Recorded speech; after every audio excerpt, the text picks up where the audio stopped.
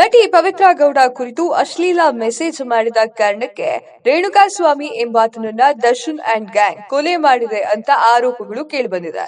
ದರ್ಶನ್ ಅವರನ್ನ ಪೊಲೀಸರು ಅರೆಸ್ಟ್ ಮಾಡಿದ್ದು, ಪವಿತ್ರ ಗೌಡ ಅವರನ್ನ ವಶಕ್ಕೆ ಪಡೆದು ವಿಚಾರಣೆ ಮಾಡಲಾಗ್ತಾ ಇದೆ. ದರ್ಶನ್ ಗೆಳತಿ ಪವಿತ್ರ ಗೌಡಗೆ ರೇಣುಕಾಸ್ವಾಮಿ ಅಶ್ಲೀಲವಾಗಿ ಸಂದೇಶವನ್ನ ಕಳಿಸಿದ್ದ ಅಂತ ಹೇಳಲಾಗ್ತಾ ಇದೆ. ಈ ಕಾರಣಕ್ಕೆ ರೇಣುಕಾಸ್ವಾಮಿ ಹತ್ಯೆಯನ್ನ ಮಾಡಲಾಗಿದೆ. ಈ ಬೆನ್ನಲ್ಲೇ ಮತ್ತೊಂದು ಶಾಕಿಂಗ್ ವಿಚಾರವೊಂದು ಬೆಳಕಿಗೆ ಬಂದಿದೆ. ಪವಿತ್ರ ಮೇಲೆ ದರ್ಶನ್ ಹಲ್ಲೆಯನ್ನ ಮಾಡಿದ್ದಾರೆ ಅಂತ ಹೇಳಲಾಗ್ತಾ ಇದೆ. ನಿನ್ನಿಂದಾನೇ ಹೀಗಾಯ್ತು ಅಂತ ದರ್ಶನ್ ಕೂಗಾಡಿದ್ದು ವರದಿಯಾಗಿದೆ. ಹಲ್ಲೆಗೊಳಗಾದ ಪವಿತ್ರಗೆ ಬೆಂಗಳೂರಿನ ಆರ್ಆರ್ ಆಸ್ಪತ್ರೆಯಲ್ಲಿ ಚಿಕಿತ್ಸೆ ಕೂಡ ನೀಡಲಾಗಿದೆ.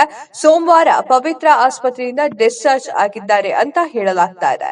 ಹಾಗಾದ್ರೆ ದರ್ಶನ್ಗೂ ಹಾಗೂ ಪವಿತ್ರ ಗೌಡಗೂ ಏನ್ ಸಂಬಂಧ?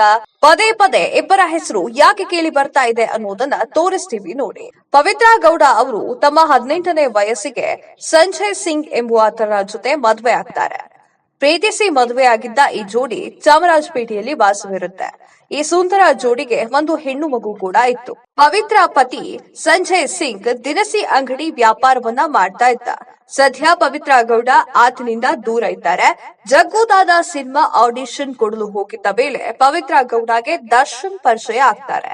ಅಂದಿನಿಂದ ಪವಿತ್ರ ಗೌಡ ದರ್ಶನ್ ಜೊತೆ ರಿಲೇಶನ್ಶಿಪ್ ನಲ್ಲಿ ಇದ್ದಾರೆ ಅಂತ ಹೇಳಲಾಗ್ತಾ ಇದೆ.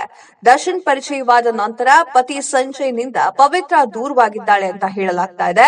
2023ರ ಜನವರಿ ತಿಂಗಳಿನಲ್ಲಿ ನಟಿ ಪವಿತ್ರ ಗೌಡ ಅವರು ಚಾಲೆಂಜಿಂಗ್ ಸ್ಟಾರ್ ದರ್ಶನ್ ಜೊತೆಗಿನ ಆತ್ಮೀಯ ಫೋಟೋಗಳನ್ನ ಇನ್ಸ್ಟಾಗ್ರಾಮ್ ನಲ್ಲಿ ಹಂಚಿಕೊಂಡಿದ್ದಾರೆ. ನಮ್ಮ ರಿಲೇಶನ್ಶಿಪ್ಗೆ 10 ವರ್ಷ ಅಂತ ಬರೆದುಕೊಳ್ಳುವ ಮೂಲಕ ಪೋಸ್ಟ್ ಅನ್ನ ಹಾಕೊಂಡಿದ್ದಾರೆ. ಪೋಸ್ಟ್ ನಲ್ಲಿ ಪವಿತ್ರ ಗೌಡ ಮತ್ತು ಆಕೆಯ ಮಗಳ ಜೊತೆ ದರ್ಶನ್ ಅವರು ಕೂಡ ಕಾಣಿಸಿಕೊಂಡಿದ್ದಾರೆ.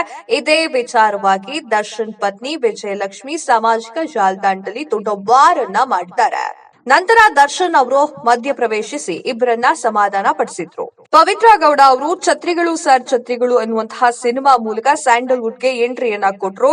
ಈ ಬಳಿಕ ಬೆರಳೆಣಿಕೆಯ ಸಿನಿಮಾವನ್ನ ಮಾಡಿದ್ರು. ಆದ್ರೆ ಆ ಸಿನಿಮಾಗಳು ಪವಿತ್ರ ಗೌಡ ಅವರಿಗೆ ಅಷ್ಟೊಂದು ಹೆಸರೇನು ತಂದ್ಕೊಟ್ಟಿರ್ಲಿಲ್ಲ.